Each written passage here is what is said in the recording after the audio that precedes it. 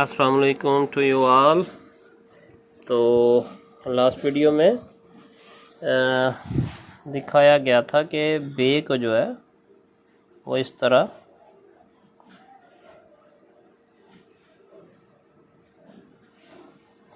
ग्यारह कत में ये इनकी शेप्स हैं। यहाँ से ये शेप बनेगी, यहाँ से इस तरह की गोलाई है और यहाँ पे एंड हो रहा है, यहाँ पे नोक बन रही है और निचला जो कॉर्नर है वो बिल्कुल राउंड शेप्ड है। ठीक है, तो ये बिल्कुल मैं ऐसे मोड में ऐसे रफली आपको बता रहा हूँ। नुक्ता आप यूँ सीधा बना सकते हैं, अगर आपका ज़ौक़ है थोड़ा सा कर्व बनाने का तो यूँ भी बना सकते हैं आप।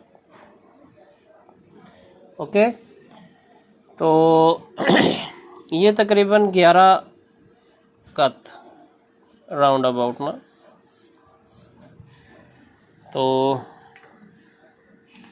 इसमें बेसिक लाइन जो होती है उसके साथ ये थोड़ा सा सेंटर में से यहाँ से ज़्यादा टच करता है, यहाँ तक ज़्यादा गैप आता है टच करने में, यहाँ कम गैप आता है।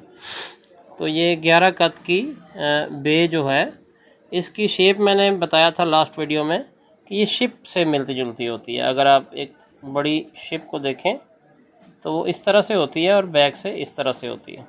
ठीक है, यहाँ से आगे नोक निकली होती है शिप की, तो वो पानी की लहरों पे जैसे बहाव होता है पानी का, तो आप दूर से देखें तो आपको एक बड़ी सी 11 कत की बे नज़र आएगी। ये इसकी नेचर से या रिजेम्बलेंस जब हम देख ले रहे हैं किसी चीज़ की तो हमें वो समझने में ज़्यादा आसानी हो जाती है।